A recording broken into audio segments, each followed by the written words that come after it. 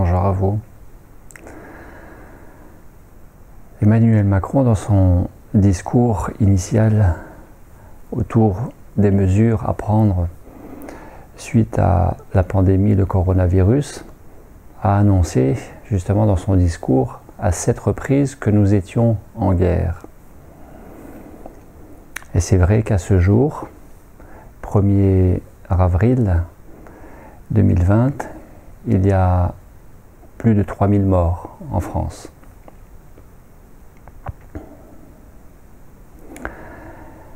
Et bien malgré tout, je trouve que nous ne sommes pas en guerre, bien loin de là. Il suffit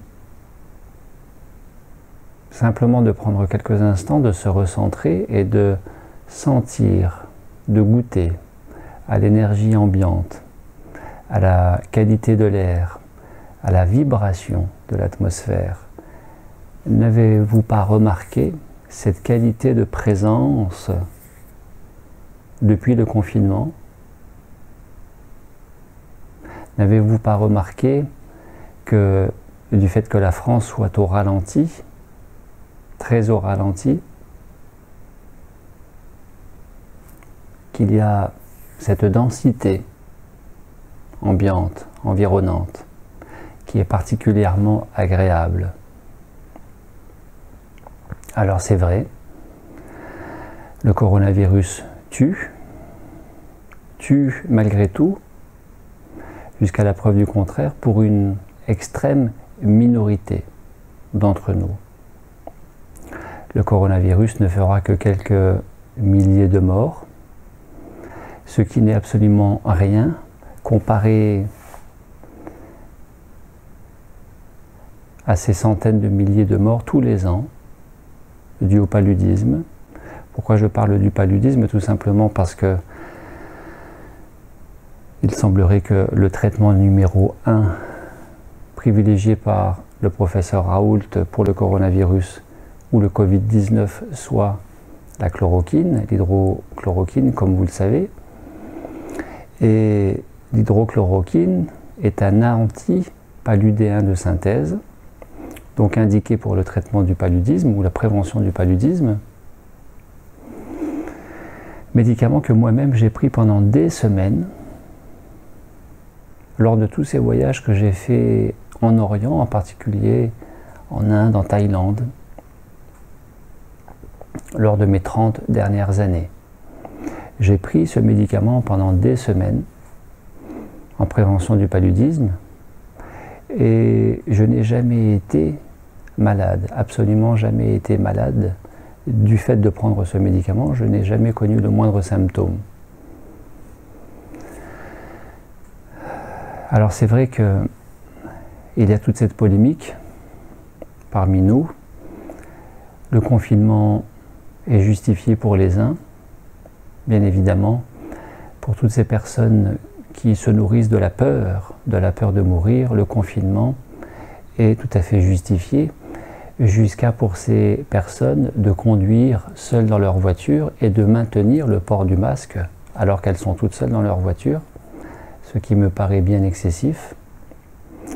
Et ce ne sont pas que les personnes âgées que nous voyons conduire avec le masque, même des personnes beaucoup plus jeunes, des trentenaires, des quarantenaires. Et puis il y a aussi ces personnes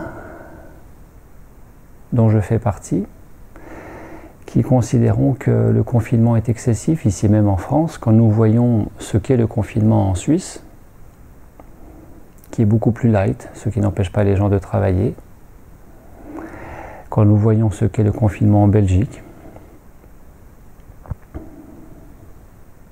Mais je ne suis pas là pour entretenir une certaine polémique. En tous les cas, il y a les gens pour le confinement, il y a les gens contre le confinement. C'est vrai qu'en Corée, ils n'ont confiné que les gens malades et ils en sont sortis et ont réglé la question du coronavirus. Alors, c'est vrai que la question ne peut pas ne pas être posée. Pourquoi confiner tout le monde, même les gens en bonne santé? Et puis il y a les gens qui sont pour le traitement à la chloroquine, les gens qui sont contre, les gens qui sont pour le professeur Raoult et les gens qui sont contre le professeur Raoult. Comme Daniel Cohn-Bendit, qui lui a demandé de fermer sa gueule, en ses propres mots.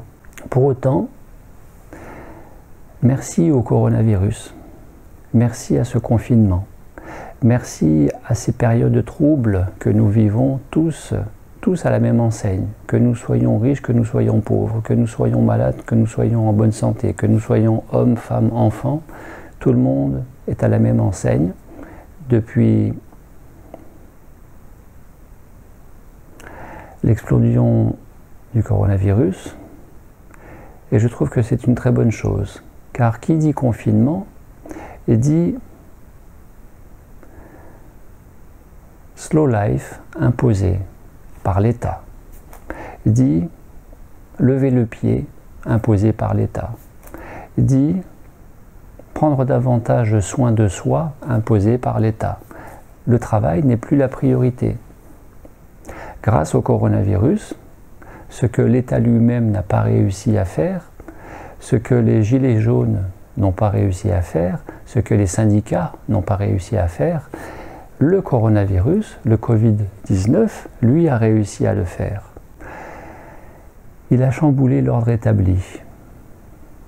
Le coronavirus est absolument subversif. Il va à l'encontre des intérêts de l'État, car il est complètement anti-business, anti-économique, économique de marché.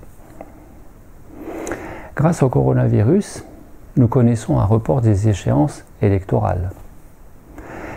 Il y a ces remises d'impôts, ces reports d'impôts, il y a ces crédits au taux zéro, rendus possibles grâce au coronavirus.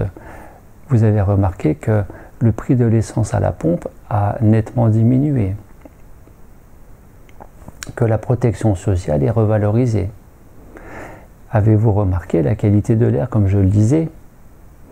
Eh bien, c'est officiel, grâce à ces capteurs météorologiques et de mesures de pollution, eh bien, dans certains pays, dans certaines villes, nous remarquons une nette baisse de la pollution de plus de 30%. Ainsi, ces villes de Chine, de Mexique et d'ailleurs, où nous ne voyons absolument jamais le ciel bleu est en train d'apparaître. Il fait infiniment mieux vivre ici et partout ailleurs, j'aurais envie de dire, grâce au Covid-19. Alors, nous pouvons toujours traduire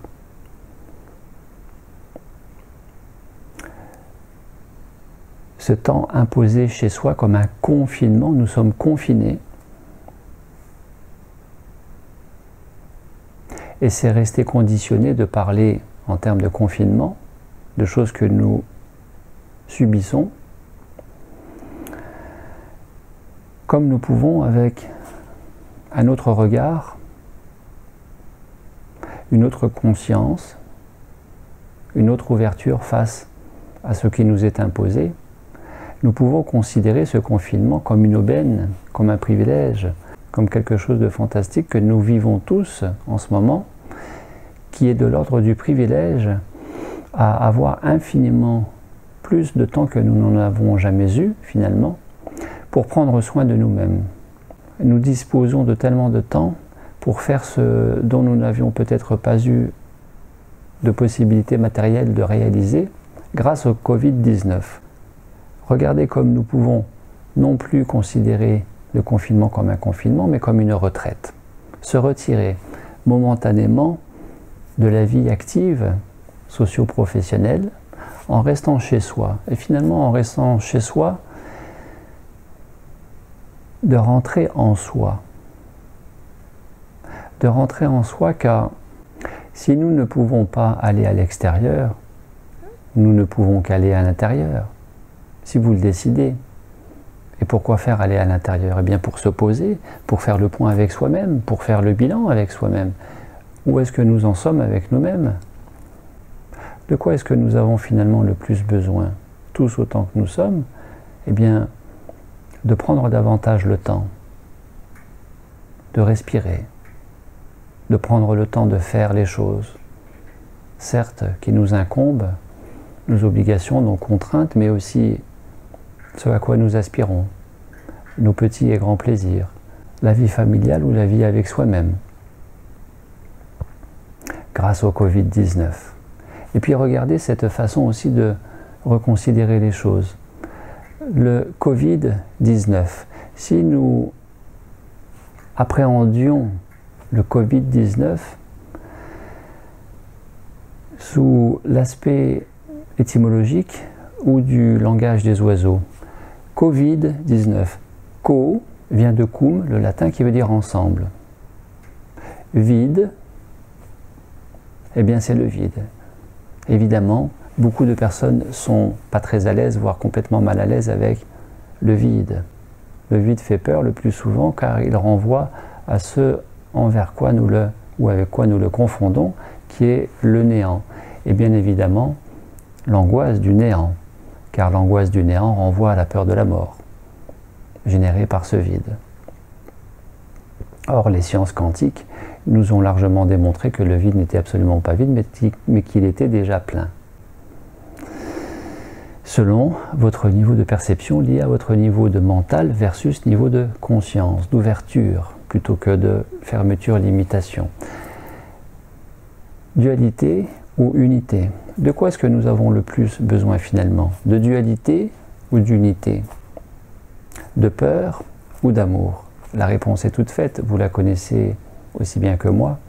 Nous avons tous besoin de cet amour, généré par davantage de vide en nous-mêmes, avec soi-même, dans nos vies, dans nos placards, dans nos tiroirs. Eh bien, j'ai personnellement, ces jours-ci, fait le ménage dans mon intérieur, dans mon chez-moi. Je me suis débarrassé d'une bibliothèque entière, une bibliothèque de livres, dont j'ai offert la plupart de ces livres autour de moi, pour le reste que j'ai mis, en l'occurrence, au point lecture du centre Leclerc, centre commercial Leclerc. Il y a un endroit où on peut stocker des livres pour les personnes intéressées. Et comme c'est agréable d'avoir davantage d'espace dans son intérieur, dans son chez-soi. Et je disais le Covid-19. Le 19, si vous faites ce point de numérologie, 1 plus 9 égale 10, 1 plus 0 égale 1, et donc 19 nous invite à aller vers le 1. Le 1 étant l'unité, par rapport au 2 qui est la dualité. Et peut-être que 19 n'est pas si loin de 21. Je vous renvoie à la symbolique possible du 21 qui est essentiellement de passer du 2, la dualité, à 1, l'unité. Alors quel est le rapport avec ce virus qui tue plus de 3000 personnes à ce jour en France, plus de 5000 personnes à ce jour en Espagne, plus de 8000 personnes à ce jour en Italie? Eh bien, le rapport il est très simple, c'est corona. Et corona, qui est extrêmement proche de coronal, le chakra coronal qui est la symbolique la plus spirituelle en termes de chakra, la vibration la plus éthérée, la plus élevée de ces 7 chakras, maintenant admis par nous autres, reconnus par nous autres. Ainsi, le coronavirus,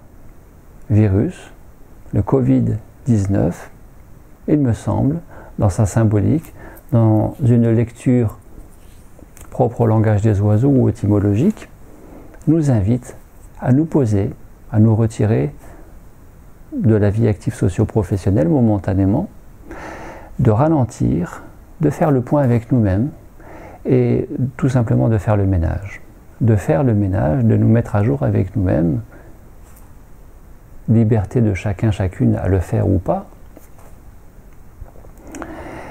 tout simplement pour mieux nous recaler avec nous-mêmes, qu'on appelle l'alignement. Et grâce à cet alignement, tout simplement, dans l'accueil de ce qui nous arrive, de ce que nous vivons, au travers de ce confinement. face à soi-même, face à l'effet miroir que nous sommes chacun mutuellement pour les uns et les autres autour de nous-mêmes, mais aussi pour nous-mêmes quand nous nous regardons dans le miroir. Vous allez dire, Gabriel Lescois est toujours dans sa psychologie. Nous sommes des êtres de conscience ou des êtres de conditionnement, selon ce que vous préférez. Rester conditionné ou vous affranchir de ces conditionnements qui sont le plus souvent des conditionnements limitants, et ainsi de générer davantage de conscience du ici et maintenant, et donc de liberté. Qui dit conscience, qui dit liberté, dit moins de mental, dit moins d'ego, ou davantage d'équilibre avec tout ça, et donc de respirer la santé, la vitalité, la joie, ce qui s'appelle tout simplement les défenses immunitaires, l'immunité. Monter sa fréquence vibratoire grâce au coronavirus. Car après tout, le coronavirus tue uniquement ces êtres humains dont la fréquence vibratoire était déjà bien descendue, bien basse, du fait de maladies déjà présentes, d'une altération de l'état général avancé, et ne tue pas les personnes en bonne santé. Alors, ce qui n'évite pas, bien sûr, ce qui n'empêche pas, bien sûr, à titre préventif, de mettre les gants, de mettre le masque, de se laver à la solution hydroalcoolique ou de se laver tout court sous le robinet. Bien évidemment, il n'est pas question de propager davantage les risques de mortalité autour de nous-mêmes par la transmission de ce virus. Mais au final, c'est d'abord et avant tout une affaire avec soi-même, ce coronavirus, qui est de qu'est-ce que nous faisons de tout ce temps qui nous est imparti. Nous n'avons jamais eu autant de temps, et à tel point que nous ne savons même plus quoi faire de tout ce temps. Et qu'au-delà du 15 avril, échéance pour ce confinement, il y a de fortes chances que ce soit encore prolongé. Eh bien, j'avais envie de remercier par cette petite vidéo, j'avais envie de remercier toutes les personnes qui œuvrent pour cette qualité de l'énergie dans l'atmosphère, qui œuvrent pour davantage de rayonnement dans nos sociétés, pour renforcer l'aura planétaire, tout simplement en renforçant leur propre aura. Et je parle bien sûr de ces personnes qui m'ont contacté ces dernières semaines pour tout simplement être accompagnées en coaching en développement personnel. Je mentionnerai bien sûr Daniel qui m'a sollicité pour 10 jours de pause alimentaire en webconférence, en ligne, par Skype. Comme je mentionnerai aussi Daniel qui m'a sollicité simplement pour 3 jours de pause alimentaire. Et puis je mentionnerai aussi cette Sandrine, dont je fais coucou, qui vient de terminer 8 jours de pause alimentaire, de saisir cette opportunité pour se poser et détoxiner à l'intérieur, nettoyer un petit peu plus ces schémas limitants et être davantage dans ce rayonnement qu'on appelle la vibration élevée avec l'immunité rehaussée, qu'on appelle l'aura. Et puis aujourd'hui même, ce matin même, à cette heure-ci où j'enregistre, il est à peu près 5 heures du matin, et tout à l'heure à 8 heures, il y a Mireille et il y a Geneviève qui vont démarrer respectivement 14 jours et 21 jours de pause alimentaire. Et puis samedi, dans 3 jours, il y aura aussi Laurence et une deuxième personne qui vont commencer 21 jours. Alors merci à toutes ces personnes qui profitent de leur temps pour se mettre un petit peu plus à jour avec soi-même. Car je crois que c'est véritablement là le message du coronavirus. C'est être dans moins de cette matérialité, de cette course folle à l'argent, au profit, à la société de consommation, à consommer. Faire le ménage, nettoyer, profiter de nettoyer la maison, profiter de vider un petit peu les placards, les tiroirs, les greniers, les caves, de restaurer davantage d'espace et donc de lumière qui puisse circuler dans cet espace, qui est aussi la nourriture. C'est la nourriture pranique, c'est la nourriture de la conscience, c'est la nourriture du ici et maintenant, reconnecté avec le ici et maintenant. Et non pas absolument pas le arrêter de manger, ça n'a rien à voir. Ce n'est pas ça la nourriture pranique, ce n'est pas arrêter de manger. C'est écouter, respecter son organisme et manger uniquement à hauteur de la véritable faim de l'estomac. Ce qui nous invite à arrêter de compenser par le manger trop souvent et trop mal pour pseudo-gérer la faim mentale émotionnelle, la faim spirituelle. Et en gérant, en apprenant à gérer les faims, les pseudo-faims mentales, émotionnelles et spirituelles, eh bien de nous nourrir encore mieux et encore plus de cette conscience liée à gérer notre quotidien. La nourriture pranique, c'est une dynamisation, une exacerbation de notre hygiène de vie. Ce à quoi nous invite très fortement le coronavirus, à faire le ménage dans notre vie, à être beaucoup moins dans le matériel, la matérialité, et beaucoup plus dans le spirituel. Coronavirus, coronal. Alors merci coronavirus, merci, infiniment merci à ces périodes de troubles, car tout est juste. Ça n'enlève rien, bien sûr, à la tristesse que nous pouvons ressentir quand nous perdons une personne de près ou de loin connue, parce qu'elle décède du fait du coronavirus, bien sûr. Et le moins de décès il y aura, ce sera le mieux, bien sûr. En attendant, je ressens beaucoup de gratitude pour ces périodes de troubles, pour ce confinement imposé par les autorités. Car une fois encore, si nous ne pouvons pas aller dehors, nous pouvons aller dedans. Si nous ne pouvons pas aller à l'extérieur, nous pouvons aller à l'intérieur. Pour y faire quoi? Pour y faire tout simplement le ménage. Et respirer infiniment mieux, avec soi-même et dans notre vie, dans nos vies respectives. Alors, je reviens sur la question de l'immunité, des défenses immunitaires. Comment renforcer son immunité?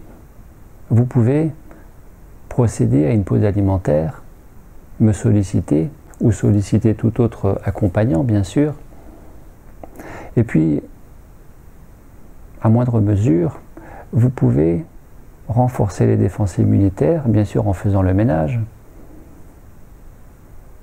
en apprenant à mieux manger, plus en conscience, plus végétal, fruits et légumes, en apprenant à mieux dormir, en apprenant à mieux gérer les pensées, les émotions, les relations, bien évidemment. Et puis, vous pouvez, suggestion de ce matin, prendre du maïtake. Le maïtake, c'est un champignon qui est très performant pour renforcer les défenses immunitaires. Si vous avez la possibilité, l'opportunité d'aller consulter votre médecin homéopathe, vous pouvez lui demander de vous prescrire de la thymuline, 9-CH. La thymuline qui vient du thymus, le thymus qui est une glande endocrine qui est juste derrière le sternum, et la thymuline qui va stimuler votre immunité. Et puis vous pouvez manuellement stimuler votre immunité en percutant le sternum, et par effet de résonance par la percussion, derrière la percussion, il y a une résonance qui va booster le thymus.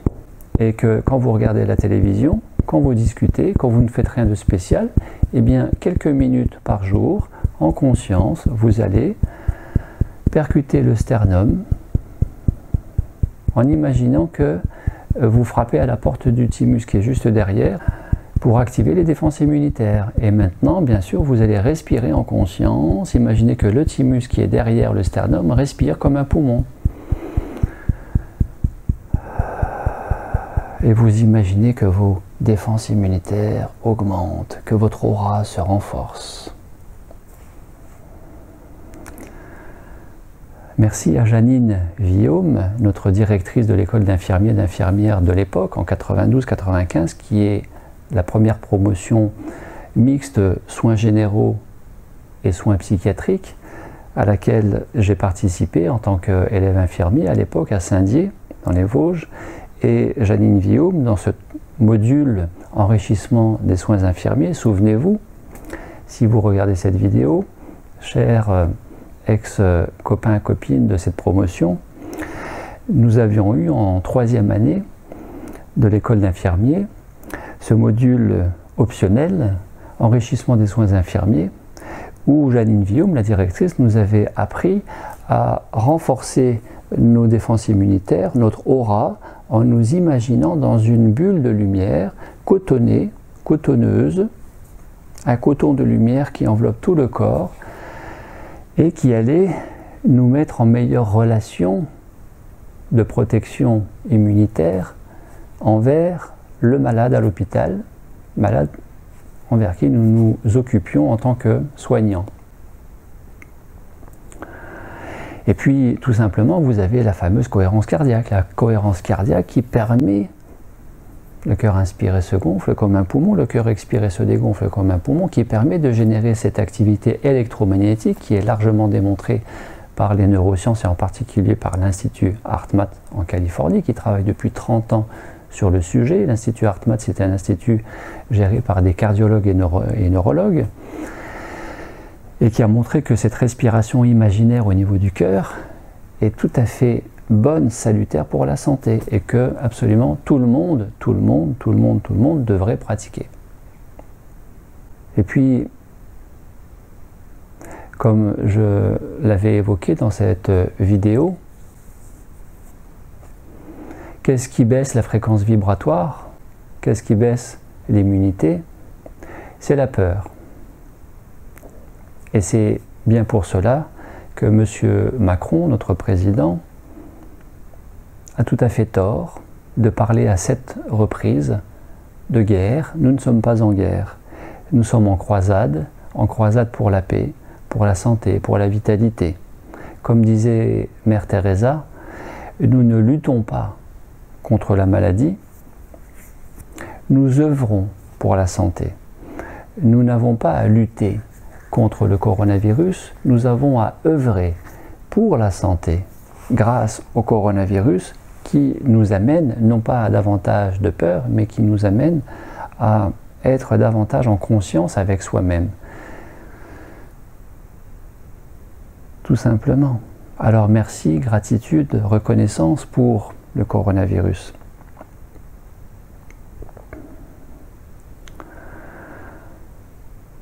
Et j'avais tout simplement envie de terminer cette causerie matinale en faisant une ode, une oraison pour l'amour, ce dont nous avons finalement le plus besoin, nous tous, nous toutes, car c'est l'alicament le plus performant, il me semble. Car c'est véritablement l'amour qui désactive le danger, le risque, la perception du danger et donc de l'agresseur possible, car avec l'amour, nous ne pouvons plus nous considérer comme agressés. C'est uniquement la peur qui nous fait percevoir le danger et qui nous identifie en tant qu'agressés et qui renforce le pouvoir de l'agresseur, que ce soit un virus, une bactérie ou toute autre chose. Alors je ne parlerai que de cet exemple qui est que une amie m'a demandé si je pouvais faire quelque chose pour son frère qui avait une rupture du tendon d'Achille à 80%, authentifié, diagnostiqué médicalement par le scanner IRM.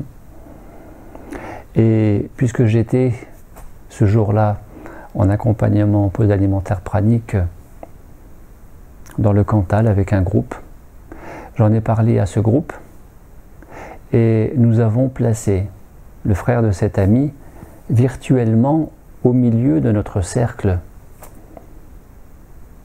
de stagiaire et d'accompagnant que j'étais à ce moment-là,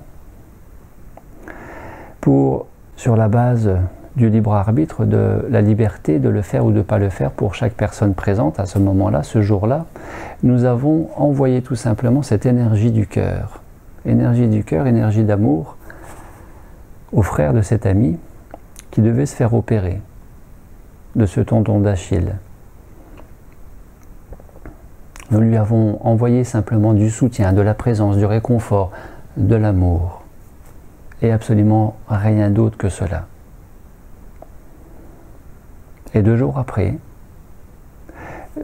je vous garantis que c'est absolument véridique, 2 jours après, sa sœur m'a dit au téléphone que le médecin a dû refaire un IRM scanner car il ne trouvait plus aucune trace de cette rupture de tendon d'Achille. Le tendon d'Achille était redevenu complètement normal, complètement réparé, complètement normal, je ne veux pas dire mieux. Il faudrait éliminer les faux positifs, peut-être que le scanner initial a mal été réalisé et qu'il montrait à tort une rupture et qu'il n'y avait peut-être pas de rupture dès le départ, mais alors pourquoi est-ce que le frère de cet ami boité avait mal à son pied à ce moment-là, qui a justifié d'aller consulter? En tous les cas, il ne s'est jamais fait opérer et le tendon d'Achille se portait infiniment mieux après, puisqu'il n'y avait plus aucune trace et qu'il n'y avait plus à opérer. Pratique illégale de la médecine, peut-être. Je dirais que c'est plutôt une pratique tout à fait légale d'amour et d'envoyer de l'amour autour de soi. Ce qui n'est absolument pas interdit et que aucun texte de loi n'interdit. Alors, j'avais simplement envie, pour conclure cette vidéo, de nous envoyer mutuellement, de s'envoyer à soi-même, de nous envoyer mutuellement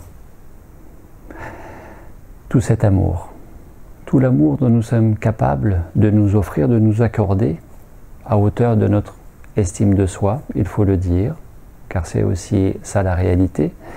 Et puis, les soucis placés au vestiaire pour avoir cette qualité vibratoire la plus belle, la plus élevée, de ne pas mélanger nos peurs, nos soucis, nos contrariétés, nos colères, nos tristesses avec l'énergie de l'amour, que ce soit vraiment que de l'amour. Eh bien, envoyons de l'amour à toutes ces personnes qui sont hospitalisées du fait du coronavirus ou de toute autre maladie. Envoyons de l'amour pour tous ces médecins, pour le professeur Raoult, qui œuvrent intensément pour la santé, en France comme partout ailleurs dans le monde. Envoyons de l'amour, et ce n'est pas intellectuel de dire ça. Envoyons de l'amour, plaçons-nous en conscience, thorax, thymus, cœur, chakra du cœur, organe du cœur, ce que vous voulez. Plaçons-nous ici même et envoyons de l'amour, soyons l'incarnation de l'amour. Pour tout ce qui nous dérange, pour cette invitation que la vie nous place aujourd'hui même dans nos vies, à nous poser, à faire le ménage au travers de ce confinement. Merci au confinement, gratitude au confinement et au coronavirus.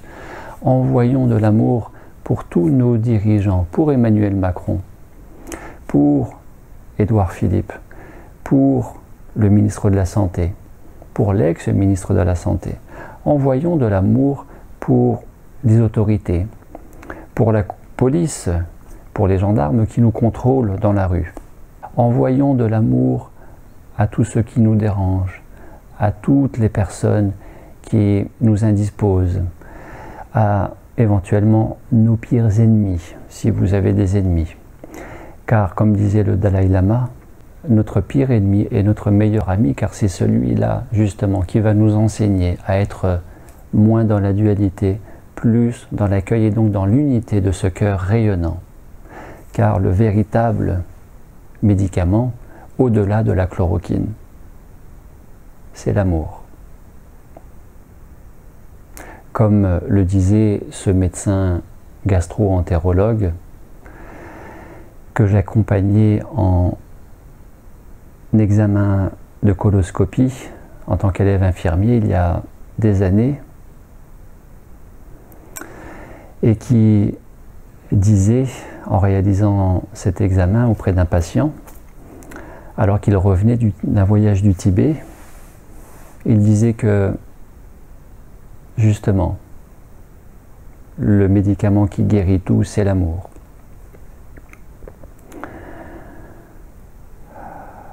Merci à vous et à très bientôt.